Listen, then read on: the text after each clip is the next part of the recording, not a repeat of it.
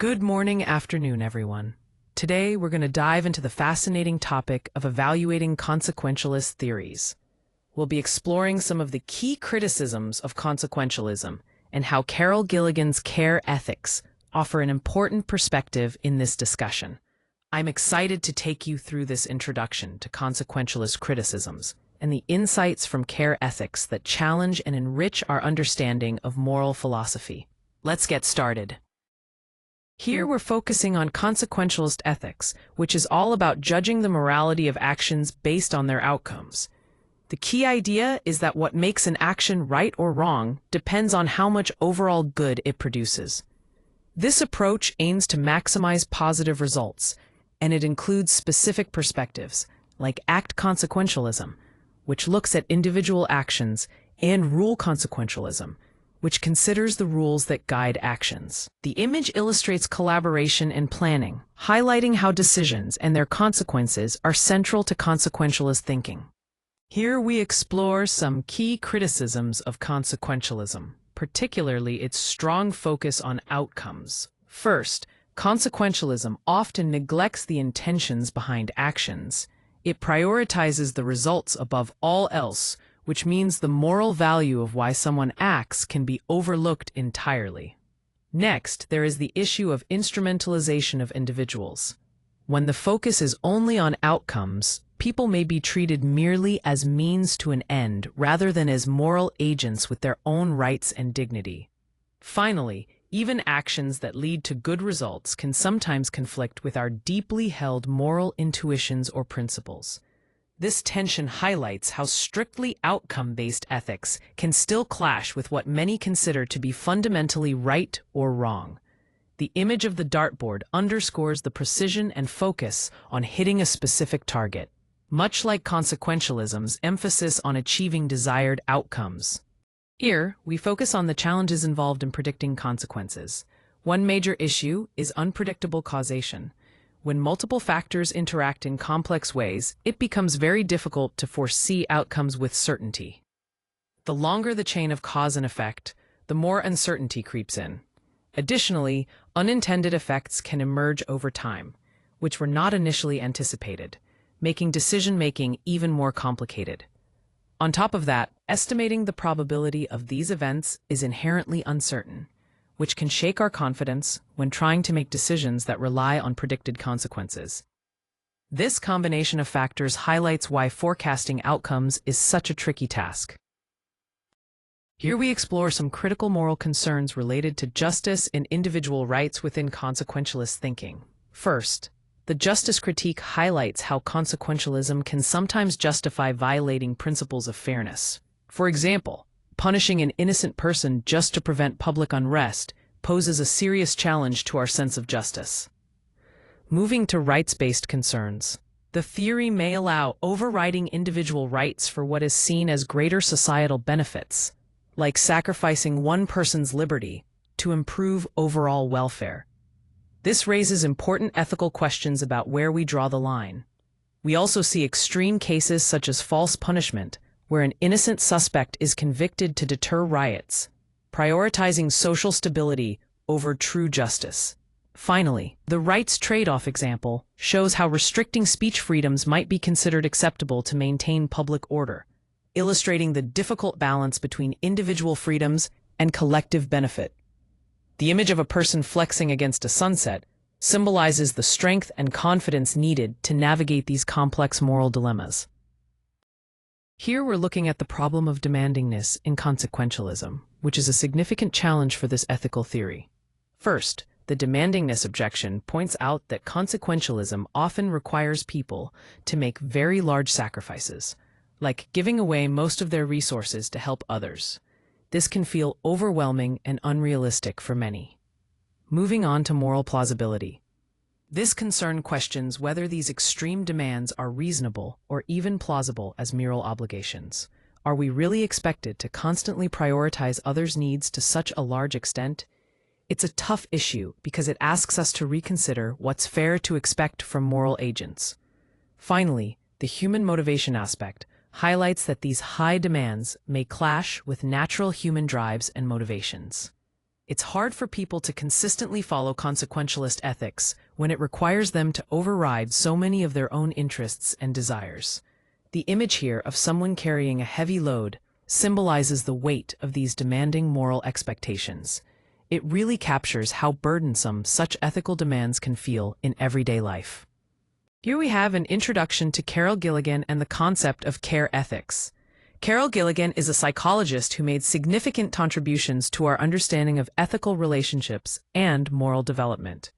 Her work challenged the traditional moral theories that focus primarily on justice and rules. Instead, care ethics highlights the importance of relationships and the responsibilities we have toward others. This perspective shifts the focus from abstract principles to the lived experiences of people and the connections that shape ethical decisions.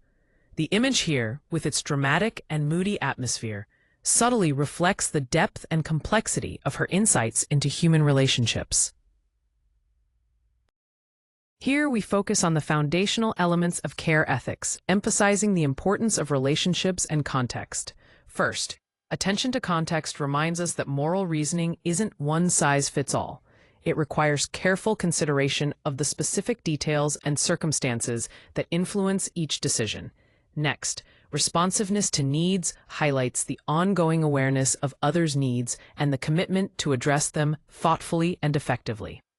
Finally, maintaining relationships is about nurturing and sustaining caring connections over time, acknowledging that ethical decisions are not isolated events, but part of ongoing relationships. Together, these elements guide us towards a more compassionate and situational approach to ethics. Here we're comparing two important ethical approaches, care ethics and consequentialism. Care ethics highlights the importance of relationships and context, stressing empathy and caring as the core of moral decision-making. It sees morality as deeply connected to our interactions and the emotional bonds we share. On the other hand, consequentialism is more impartial and focused on the outcomes of actions. Its goal is to maximize overall good, regardless of personal relationships or context. So, while care ethics centers on the who and how we care, consequentialism looks at the bigger picture of the overall consequences and the greatest good for the greatest number. This comparison helps us understand the strengths and perspectives each framework brings to ethical decision-making. Here we focus on the crucial role that empathy and compassion play within care ethics. Empathy is about more than just feeling for someone. It means really stepping into their shoes to grasp their feelings and experiences from their point of view. Compassion takes that understanding a step further by inspiring genuine concern and motivating us to take action to support others.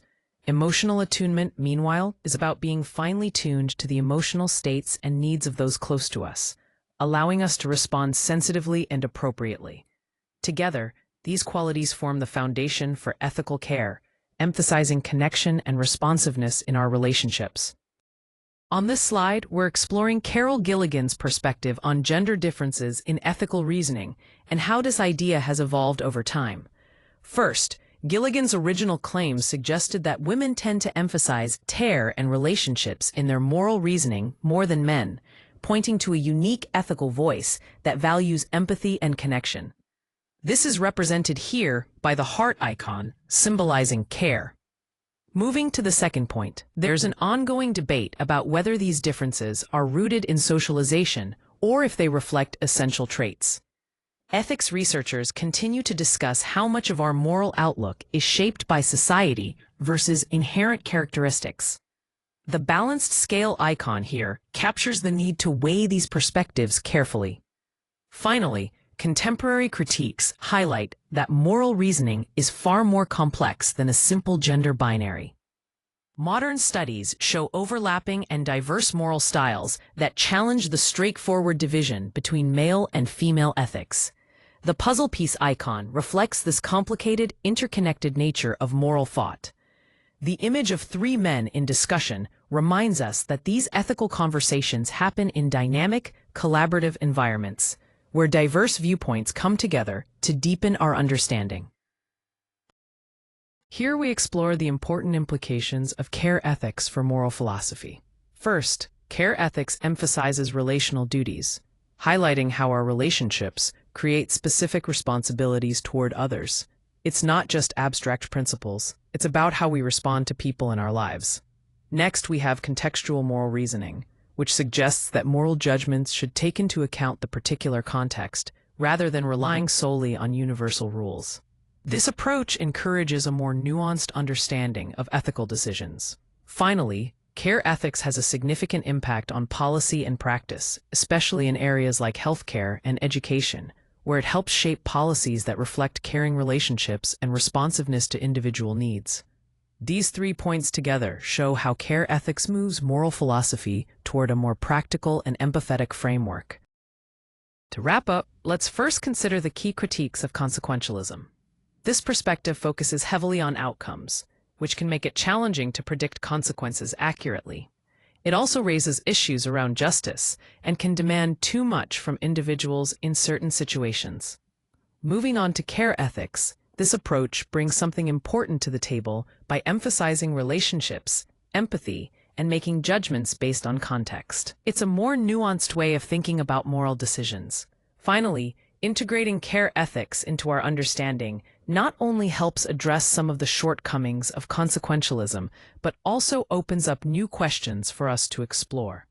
This points towards a dialogue between ethical frameworks, encouraging a more comprehensive view of morality. The image here, showing a couple walking closely together, nicely reflects the themes of connection and empathy we've discussed. Now let's open the floor for questions and discussion. One important point to consider is how we balance outcomes and relationships in ethical decision-making. It's crucial to think about not only the results of our actions, but also the connections and responsibilities we have with others. On a broader scale, we must ask whether care ethics can effectively address larger social or global justice issues. Can this approach, which focuses on personal relationships and care, be applied to complex problems that affect entire societies or the world? These are key questions moving forward, and I look forward to hearing your thoughts.